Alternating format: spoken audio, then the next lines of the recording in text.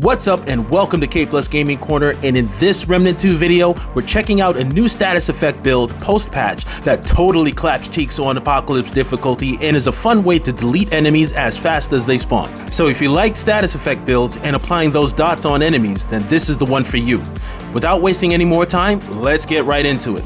Starting with the Archetype classes, we're using the Ritualist as our main, and the secondary class is actually up to you. I'm going with the Alchemist as it's great for all-around damage and versatility, but the Medic or Archon could also work really well and would also round things out quite nicely, so this one is your choice. The Ritualist Prime perk Vial is going to apply Infected on enemies affected by status effects, and once they're infected, they're taking 15% extra status effect damage, plus on death, they're spreading those status effects to nearby enemies in a 22.5 meter radius.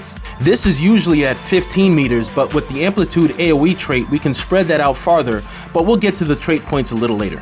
The Wrath damage perk is increasing all damage to enemies affected by status effects by 20%, plus increases crit chance on those enemies by 10%, which is great since most of the other Archetype damage perks give a 5% crit chance other than maybe the Challenger or Archon or the Engineer. We're using the Miasma skill, which has long been one of my favorites. It casts an AoE burst to enemies within 22.5 meters, dealing bleed, burn, overloaded, and corroded status effects, and we can get this to last 40 seconds with only a 31-second cooldown, so we can have those status effects draining on enemies almost indefinitely depending on the situation. As mentioned, I'm also using the Alchemist for the 25% increase to all damage plus another 5% crit chance. Also really useful here is the Experimentalist Relic perk, where using a relic grants a random buff for 60 seconds, definitely spices up your healing and relic usage, and another reason I like using this class whenever I can.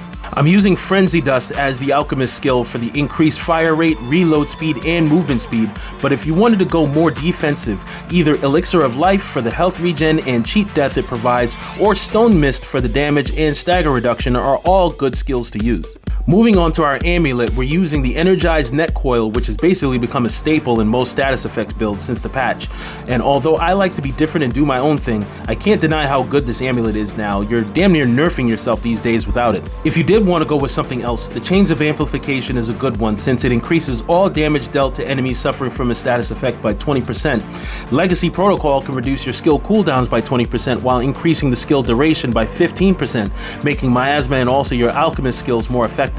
The Sinister Totem can potentially increase status effect damage by a wild 50%, or the Death-Soaked Idol, which can increase all damage based on status effects applied to the enemy. All are worth considering and experimenting with, but my preference is still the Energized Net Coil.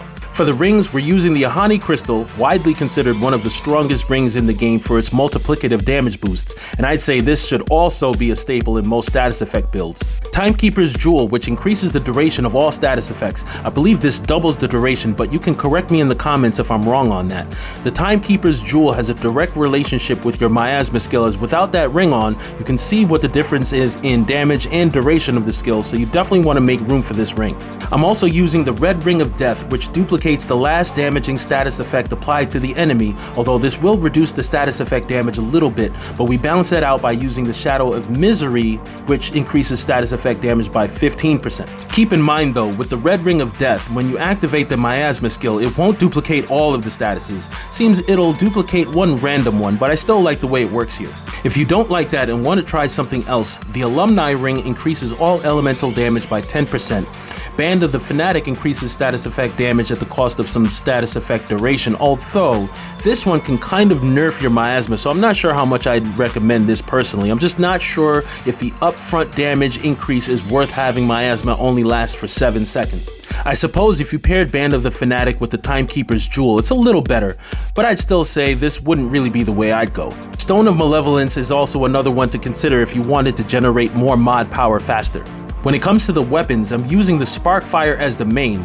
This by nature fires incendiary shells, dealing fire damage and applying burn, and then I have the Overflow mod applying shock, and I have Fetid Wounds which applies corrosive plus increases the crit chance for this weapon by 5% per unique status effect you have on the enemy. Now that they fixed the Corrupted Nebula, I can pull that back out, and I'm using that with the Twisting Wounds mutator to get some more bleed out there and take some advantage of that. The Krell Axe rounds things out as the melee weapon. Now I don't really melee too often, so you can use whatever you want here. I'm sure something like the Gas Giant or Feral Judgment or another melee weapon with, say, the Tainted Blood Mutator would also work just fine. Overall though, the weapons you use are up to you. You could also go with something like a Chicago Typewriter with hot shots, or a regular Nebula or Hellfire or anything like that, and you'll be kicking ass just the same. For the Relic, as usual, I'm using the Salvaged Heart for the use speed, but you could also go with something like the Resonating Heart or Ripened Heart if you wanted to try something else. And for the Relic Fragments, I'm using 15% mod duration, 10% elemental damage, and 10% skill cooldowns, but feel free to mix and match there as well if you wanted to try something else like more skill duration instead. This is how I have my trait points set up. As usual, it's pretty straightforward. You'll want to consider Flashcaster though, since the miasma animation's a bit slow in my opinion, and as I mentioned before, Amplitude is helping the Vile Prime perk as well as miasma. And there you have it, that's the build. Vile Diabolist, you'll be a walking plague spreading status effects like wildfire and leaving chaos and confusion in your wake. Let me know in the comments if you're running a similar build and how you have yours set up, and also let me know if you have any questions on where to find some of the rings, amulets, or weapons I mentioned. Thanks so much for watching if you made it this far, and do give this video a thumb up if you haven't already. Really helps our growing channel quite a bit, and we'd like to be able to reach a wider audience, so your help is definitely appreciated. And if you enjoyed this video or found it helpful, please consider subscribing and ringing those notification bells to make sure you're getting all the updates on when I'm going live or dropping new videos. I love you guys. Thanks again for all your support. I'll catch y'all on the next one. Until then, peace!